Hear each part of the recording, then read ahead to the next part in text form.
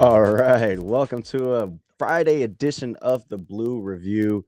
As you can tell, I'm by myself this morning. Welcome. If you don't know me, my name's Parker Bell. I did not put a graphic with my name below, so it's going to look like Corporate Greg is here, but it's just going to be me. So I am going to do a little bit of a Friday mailbag session. I think I would love to field your questions, talk about last night's game, and more.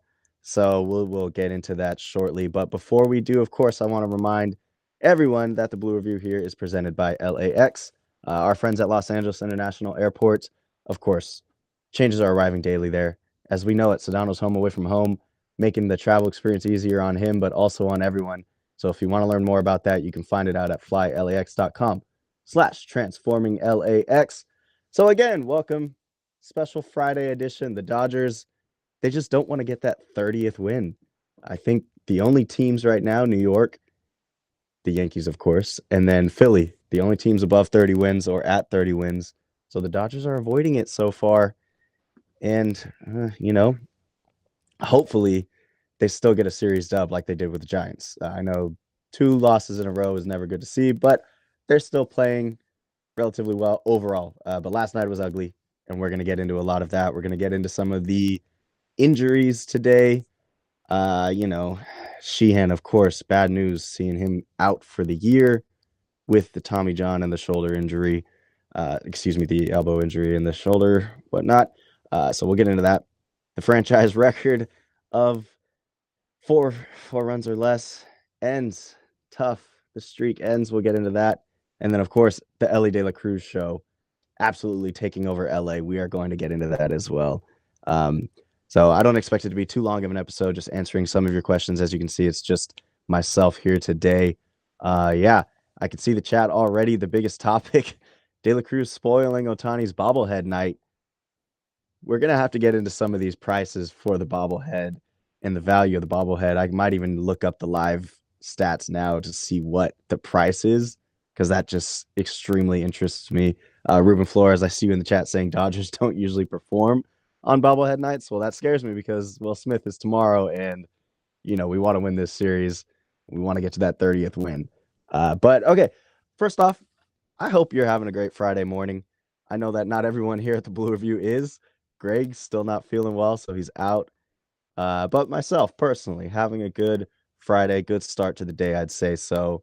So I appreciate you tuning in and catching the Blue Review as always, because we're here 9:30 to 9:55 every day, except for Tuesday. That was rare not here, but we will be here every day from 9:30 to 9:55, courtesy of LAX, talking Dodgers. So without further ado, let's kind of get into this. Oh, man. When you're looking at Glasnow and what we saw today, I mean, how much of that was really just a rough outing and we can brush it aside, or are there something to be worried now that his inning count's starting to get up in the higher counts? Of course, he hasn't really pitched more than, I think, 120 innings in his last few seasons, if that. So are you worried? I want to know in the chat. Let me know if you're worried about Glasnow. I know there was that weird situation where all the umps were checking in on him for like 4 or 5 minutes. It was extremely weird. Dodgers aren't cheating like the Astros, like Ronald, the guy who just got suspended, Franco. Well, geez. But Glasnow, the last couple times he had bad outings, there were reasons for it. He wasn't feeling well the one time, and then I think he had, what was it? I'll double check, but there was like reasons for him not performing well. But yesterday, there was really no reason. He was just off. But of course, everybody has off nights. So we're going to have to see moving forward if the high inning count is starting to get to him. And we hope that, knock on wood, that's not the case. The team in general yesterday, just looking at how quiet the bats were, it was extremely tough to see. We've been talking about this on the Blue Review for a while now, just about how power hitting is really, it's like 30-60 up there. You're either striking out or you're getting a big hit. And unfortunately, last night led to about 11 Ks as a team. So you don't like to see that trend. whether the Dodgers are playing hot right now or not. 29-17 is a great start to the season. It still does not bode well towards the end of the season if you don't fix things in terms of trying to manufacture some more runs, get some small hits here and there, try to go away from that home run ball as much as possible, and focus on the small things. Like Blink said, all the small things, and the Dodgers aren't doing that. So last night, tough. You're seeing Mookie 0 for 3, Shohei, of course, on his bobblehead night, 0 for 2, go all the way down, really 0 for 3 from Freeman. Teoscar got a hit there, but not anything crazy. Gavin got a hit, but he's still ducked down below 200. I know we were excited he was above 200 for a little bit, but I know that everybody in the chat, everybody on Twitter, talking about how top heavy this lineup is. Excuse me, and that's just it. That's the fact right now. This team is having to live with that, and they put themselves in this situation. So, whether or not they'll make some changes, whether or not we see some trades here or there towards the bottom of the lineup, we'll have to see. And like I said earlier, we're going to get into some injuries and some injury updates because, of course, Hayward is getting close to coming back. And how much will that change the bottom of the lineup? I don't know. He was 3 for 14 in his first 4 games before being injured. I think was at March 30th. So he hasn't played in a long time. It's not like that's going to immediately make a boost to the bottom end of the lineup. But just looking at everything and looking at the facts from last night and all the strikeouts, yeah, definitely discouraging, definitely ugly. Positives, we saw the Elly De La Cruz show, I guess. I actually, real quick, before we get into Elly De La Cruz, I wanted to read a text, from Corporate Greg actually last night, talking about this top-heavy lineup, and I will read it word for word. It goes, I hate this lineup. That was it. That was all we got. I texted the chat, of course, right as CT3 got a hit. I go, oh my gosh, CT3 hit. Raise the alarms, and then what was it? Like a few strikeouts later, Greg texts, I hate this lineup. And of course, that's more of a reaction to just an ugly, ugly night. But Paja is starting to slow down. Some of the guys down there, Outman is still, we want him to be, as Marcus said in the episode before when he was here, Hitman, James Hitman, dad joke status, but he hasn't been that yet. So maybe we need Greg to start honing down on Outman to get some hits down there in the bottom of the lineup, because somebody needs to step up. Anybody. And so far that hasn't happened. But again, as I mentioned earlier in this episode, if you have any questions, feel free, throw them there on the chat. Ruben Flores, I know you see Paxton on the mound tonight, expecting a W. I mean, honestly, at this point, yeah. What else can you expect from Paxton? He somehow squeaks out a W every single time. He's 5-1, I think, at this point. Excuse me, 5-0 with a 2.58 ERA, and the walks have gone down actually in the last few matches. So Paxton up there against Frankie Montas, the former Yankee. It'll be interesting. We'll get into some of the preview of tonight's matchup later, but I wanted to get into, of course, the talk of last night. While it was Ohtani's bobblehead night, Elly De La Cruz stole the show. 4 for 4 with a career high 4 stolen bases. I'm surprised he hasn't had a 4-steal game yet. But of course, he has to get hot against the Dodgers, because going into this game, he was hitting 170 or something with a lot of strikeouts. And he said post game, LA is my city. And I don't know how I feel about that. We know, and we've talked about this in the Blue Review before, that certain players, a lot of players, it's a common theme in the league, step up when they show up in LA, and they enjoy playing under the bright lights in LA with the palm trees, the beautiful city. And Elly De La Cruz did just that. So I kind of wanted to just talk about his performance in general, because we're seeing, honestly, the future of the game at the field at the same time. Between Ohtani, 2 6'5", just absolute unicorns, as they call them, showing out in a way that, of course, Ohtani, one walk and a stolen base, nothing insane, but the fact that those two are on the field at the same time, as a baseball fan in general, has to be super exciting. I remember the first time, it might not have been the first time they matched up against each other, but last year when Ohtani was with the Angels, Elly De La Cruz was, I think, standing at base, shortstop or whatever, and he came over to Shohei, who legged out a double, and he just poked him on the arm. He was like, "Are you real?" And now it's almost like you're flipping the script here. Ohtani saying, he's a really great player. It's exciting to watch him. And now certain people out here in LA are wondering, is this Elly De La Cruz guy human? Because my goodness, what he did yesterday was just absolutely eat up the Dodgers. I don't think it matters who would have been behind the plate. Will Smith, I know Barnes was back there and caught him once, but I don't think it would have mattered who. When he gets a good jump, it's automatic. On pace for 110 stolen bases. And I don't even know the last time, a player of Latin descent did that. I think it was maybe 1985, or actually, we can go back even further than that. The last time we saw a Latin player do that and go 100 plus stolen bases. So we'll look into that. But last 4 stolen base game from a Red, I think, was Billy Hamilton, who's, as we know, one of the fastest guys back then in the league. This guy, Elly De La Cruz, switch hitter. He does everything, 5-tool player.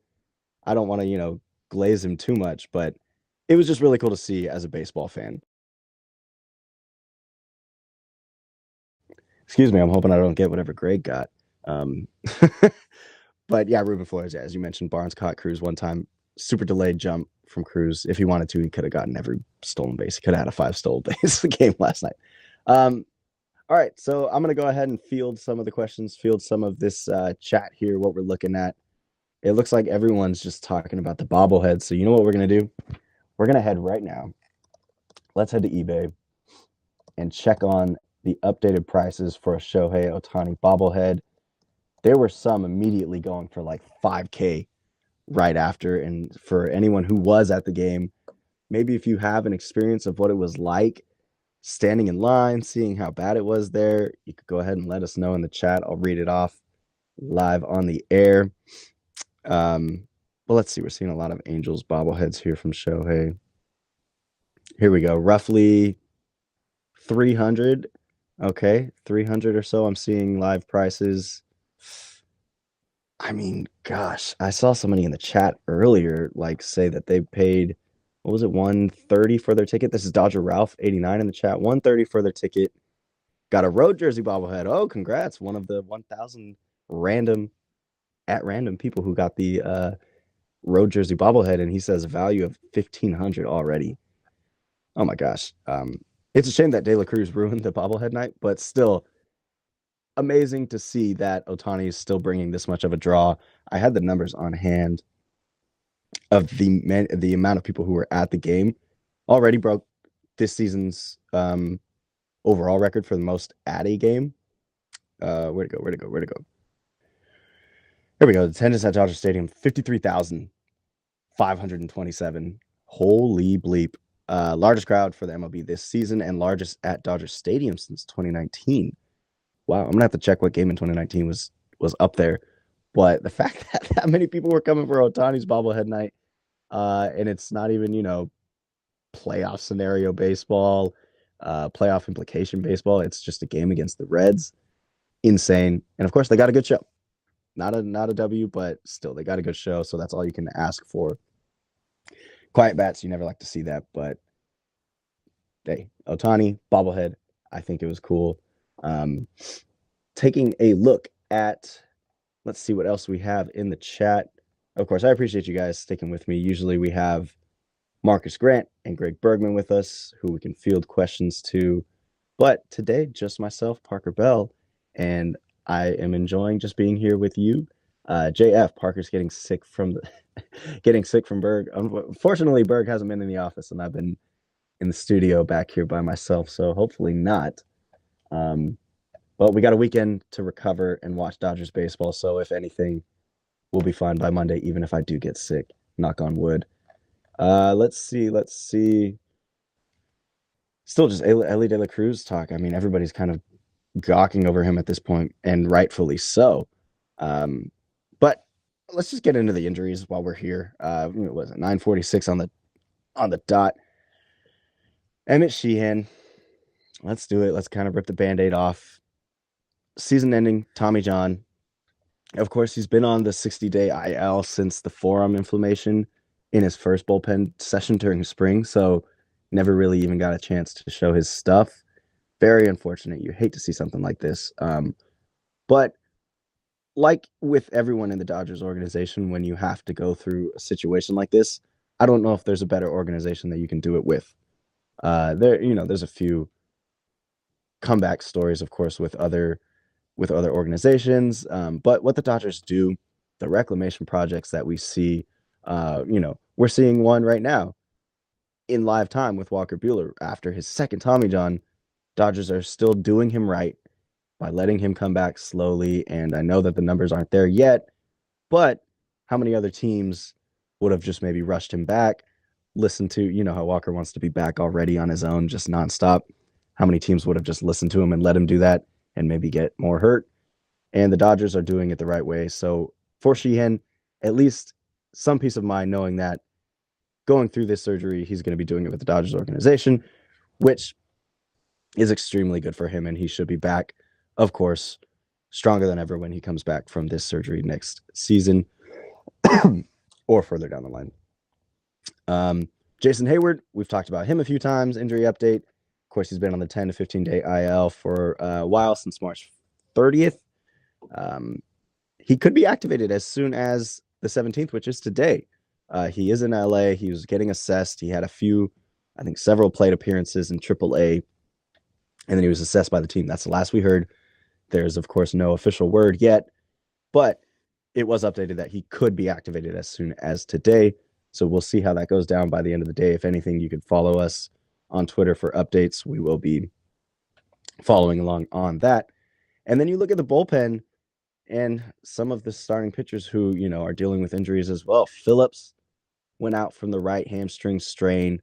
Any updates on him have been quiet outside of mid to late May, which would be now to late May.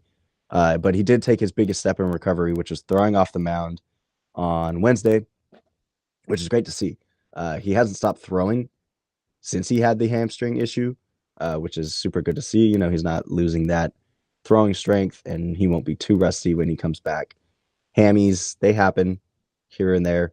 Not necessarily as often with pitchers, more so with, the fielders, the quick, fast guys. But expect Evan Phillips to come back and be the firearm that he is. So that'll be good to have him back, because the bullpen has been doing their thing and they've been holding out strong, which we love to see. But of course, Evan Phillips going to be the top arm going into the playoffs, and it's going to be good to see him back. Again, mid to late May. And similar to Bobby Miller, right shoulder inflammation. The only update on him, late May or early June. So at first, a little scary when I saw right shoulder inflammation. I didn't know what to think of it because we weren't getting many updates. And as we know, there were some guys who were just having some inflammation issues, and then boom, Sheehan, season-ending injury, after not hearing many updates. Similar to Bruzar, out on the 60th day after, just some inflammation issues. That's all we were hearing. So I was a little worried about Bobby, but he's making promising steps towards his return. Last we heard, he's had 2 simulated innings. I think this was on Wednesday as well, and his velocity was as expected, says Roberts. So the next step will be just maybe a simulated game, or of course a minor league rehab assignment, and a late May to early June return would be great, because we would love to see both Bobby and Walker start to get hot at the same time, and this rotation would just be insane. As we keep saying, it's got the potential to be insane. We just health. Outside of Bobby Miller, back to the bullpen a little bit. Joe Kelly and Brazier, really no crazy updates, but we, of course, saw Joe Kelly go out with a right posterior shoulder issue. Kind of came out of nowhere, but he's projected late May. Good to get his arm back, as he was starting to find his groove and look a little better. And then Ryan Brazier with the calf strain, who was looking decent as well. But like I mentioned, the bullpen has been carrying so far, and just the entire pitching staff has been carrying. I mean, like we mentioned, yesterday was the first time the team allowed over 4 runs in 22 games. So despite the injuries, they have been absolutely dealing, and that is all the Dodgers can ask for. So you know what? I see in the chat, producer DeAndre, please definitely vote DeAndre for best smile. He has my vote on that one. And, anything else you want to vote him on, go ahead, because that's my boy. And nobody else is in this room to kind of fight me on that. So vote DeAndre, definitely. Dodgers tonight, of course, they're going to be back in action against the Reds. We get to see Paxton, as we saw, as you guys mentioned in the chat. Paxton on the mound, 5-0. Don't want to jinx things.